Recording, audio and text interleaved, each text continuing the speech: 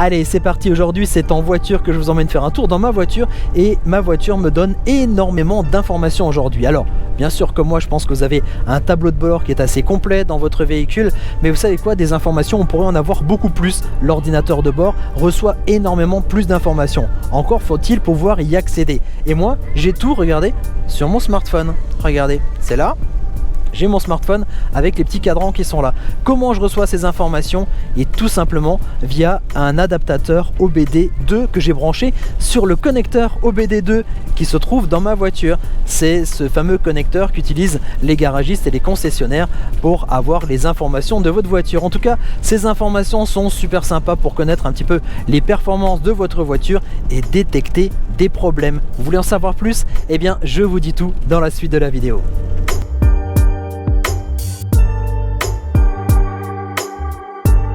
Alors comment tout ça fonctionne et qu'est-ce que c'est exactement l'OBD? Eh bien l'OBD c'est l'Onboard Diagnostic et là c'est la deuxième version, c'est-à-dire que quelque part dans votre véhicule il y a une petite prise, un petit connecteur sur lequel eh bien, le concessionnaire ou le garagiste se branche habituellement pour récupérer les informations du véhicule. Alors c'est l'ordinateur généralement qu'il est un petit peu à côté et il en profite pour se connecter. Eh bien ces informations vous allez pouvoir aussi y accéder grâce à ce tout petit appareil. Vous avez vu, c'est tout petit, c'est rikiki, c'est juste un petit rectangle de plastique et une petite prise derrière. Et c'est cette fameuse prise, ce fameux connecteur OBD2 sur lequel vous allez pouvoir récupérer ces informations aussi bien en temps réel lorsque le véhicule est en fonctionnement, mais aussi à l'arrêt pour accéder au diagnostic d'erreur. Et ensuite, le grand sport, c'est de trouver où connecter cet appareil sur la prise OBD2 qui se cache dans votre véhicule. Si vous avez une voiture essence, il y a un connecteur OBD depuis 2001 et pareil pour les véhicules diesel depuis 2004. Alors, faut encore le trouver ce connecteur. Souvent c'est autour du tableau de bord, mais ça peut être caché dans le vide-poche, ça peut être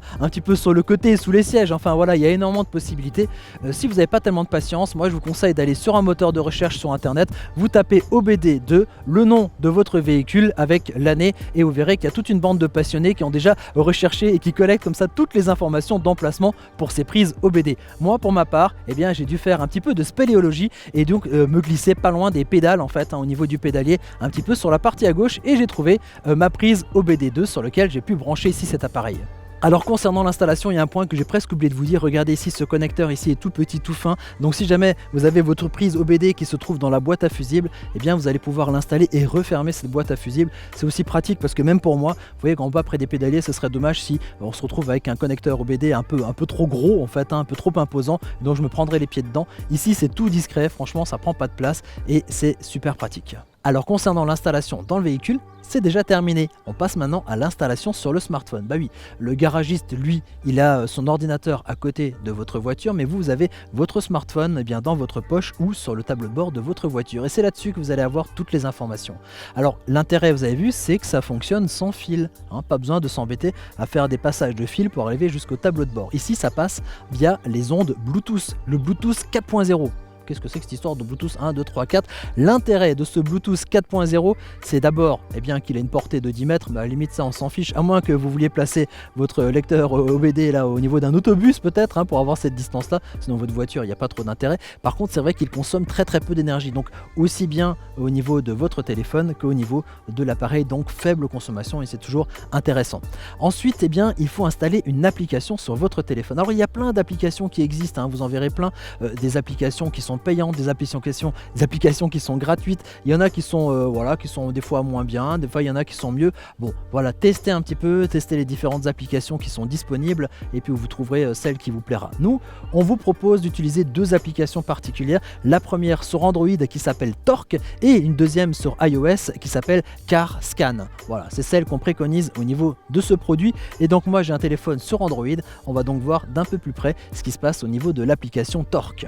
Alors l'application Torque existe en deux versions, une version gratuite et une version payante. La version gratuite s'appelle Torque Lite ou Lite, L-I-T-E, et la version payante s'appelle Torque Pro, P-R-O. Donc vous la téléchargez, vous l'installez. Moi j'ai mis la version gratuite ici sur mon téléphone Android. Et en lançant l'application, vous verrez qu'il y a un petit problème puisque l'application se lance mais elle ne trouve pas votre lecteur OBD. C'est normal, il n'est pas encore appairé avec le téléphone. Pour l'appairer, vous allez dans les paramètres de votre téléphone. Vous allez dans les paramètres du Bluetooth, vous vérifiez bien déjà qu'il soit activé et quand il est activé, vous regardez ce qu'il y a dans les appareils disponibles et vous devriez trouver un appareil qui s'appelle OBD2. Voilà, ça bien sûr, ça paraissait logique. Vous cliquez dessus, il va vous demander un code. Alors le code est assez facile, c'est 1, 2, 3, 4. Et si c'est pas 1, 2, 3, 4, c'est 0, 0, 0, 0. Voilà, vous vous connectez et maintenant vous retournez sur l'application et vous allez voir que l'application va reconnaître votre connecteur OBD. Une fois que c'est fait, eh bien on va pouvoir configurer ici cette application. Et je peux vous dire qu'elle a déjà bien évolué. Vous allez d'ailleurs pouvoir tout configurer comme vous le souhaitez au niveau de cette application. Alors pour configurer l'application, c'est assez intuitif puisque vous allez vous retrouver un petit peu comme sur votre téléphone. En balayant comme ça de gauche à droite, vous allez accéder à différents panneaux comme vous le faites par exemple au niveau des applications sur votre téléphone. Alors tout ça est 100% configurable, c'est-à-dire que je peux prendre par exemple ici une page vide, soit j'utilise la petite roue dentée qui se trouve en bas, qui me permet d'accéder à différents menus, soit tac, je reviens en arrière, soit je me mets donc sur la page, je reste appuyé et je peux mettre Add Display. Et c'est donc là que vous pouvez ajouter plein de petits widgets, alors soit sous la forme de compteurs avec une aiguille qui se déplace, soit de graphiques, soit de petits tableaux comme ça qui vont vous donner des informations dans plein de domaines. Alors ça peut concerner les performances de la voiture, hein, la partie turbo, vitesse ou des choses comme ça, la partie électrique, la partie consommation. Et donc voilà, vous allez pouvoir moduler et ajouter comme ça en fonction de ce que vous souhaitez au niveau de vos pages. Ça peut par exemple être une page au niveau de la performance, hein, donc vous faites une page perf, une page spéciale électricité ou des choses comme ça, et donc comme ça vous pouvez naviguer à partir de votre téléphone sur ces différentes informations. Voilà, on a ici plein d'informations ici sur ce premier panneau comme l'état du turbo, pression du turbo, l'accélération, la vitesse, les tours minutes et même ici un petit graphique avec les accélérations. Vous voyez que je respecte les limitations de vitesse, donc il n'y aura pas de courbe très folle aujourd'hui en tout cas pour cette vidéo. J'ai la vitesse ici donc de l'ordinateur de bord, donc 75 km/h, et le GPS, j'ai un peu baissé, alors on va dire 71 vitesse et 72 1. Donc il y a entre la vitesse en fait de l'ordinateur de bord et la vitesse donc reçue par le GPS du smartphone, il y a à peu près un peu plus d'1 km/h comme ça de décalage. Alors ici cet appareil est assez sympa pour pouvoir visualiser les performances de votre véhicule.